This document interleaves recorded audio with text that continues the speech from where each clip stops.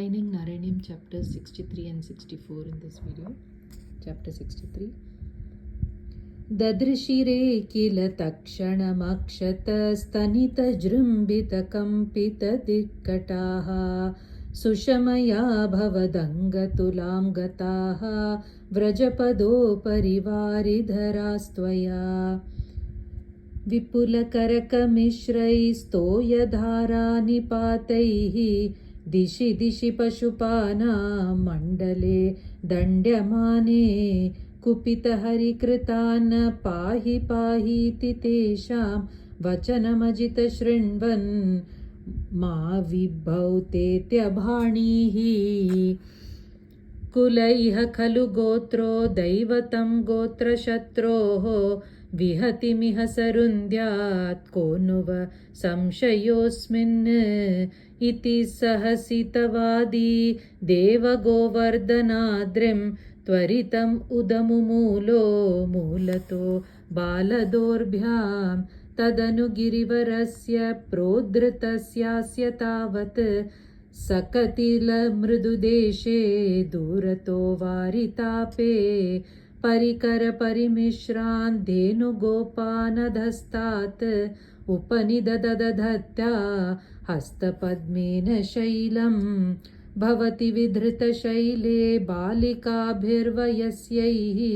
अपि विहितविलासं केलिलापादिलोले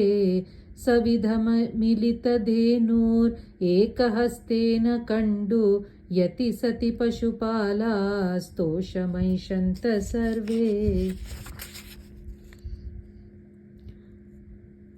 अतिमहान् गिरिरेश तु वामके करसरोरुहितं धरते चिरं किमिवमद्भुतमद्रिबलन्विति त्वदवलोकिभिराकथिगोपकैः अहह धाष्ट्यममुष्टवटोर्गिरिं व्यथितबाहुरसावरोपयेत् इति हरिस्त्वयि बद्धवेगर्हणो दिवससत्पकम् उग्रमवर्षयत् अचलति त्वयि देवपदात्पदं गलितसर्वजले सघनोत्करे अपहृते मरुतां पतिः त्वदभिशङ्कितधीसमुपाद्रवत् शममुपेयुषि वर्षभरे तदा पशुपदेनुकुले च विनिर्गते भुवि विभो समुपाहितभूधरः प्रमुदितैः पशुपैः परिरेभिषे धरणिमेव पुरा धृतवानसि क्षितिधरोद्धरणे तव कश्रमः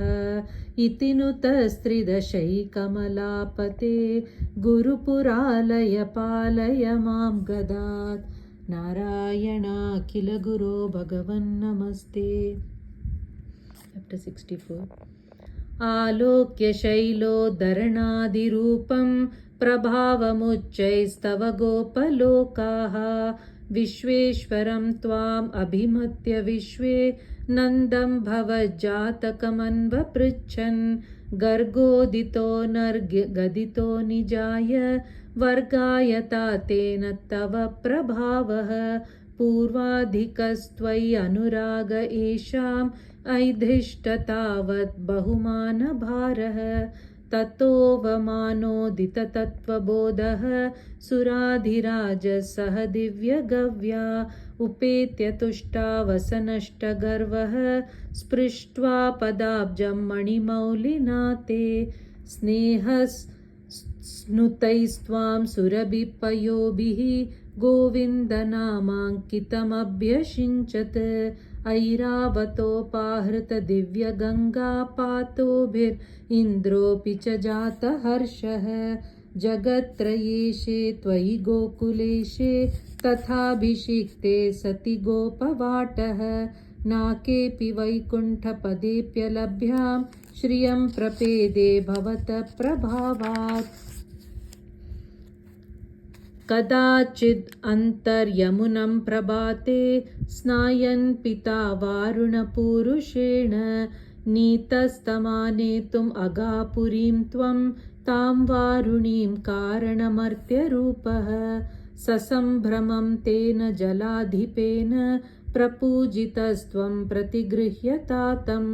उपागतस्तत्क्षणम् आत्मगेहं पिता वदत्तच्चरितं निजेभ्यः हरिं विनिश्चिन्त्य भवन्तमेतान् भवत्पदालोकनबद्धतृष्णान् निरीक्ष्य विष्णो परमं पदं तद् दुरापमन्यैस्त्वम् अदीदृशस्तान् स्फुरत्परानन्दरसप्रवाह प्रपूर्णकैवल्यमहापयोधौ चिरं निमग्ना खलु गोपसङ्घाः त्वयैव भूमन् पुनरुद्धृतास्ते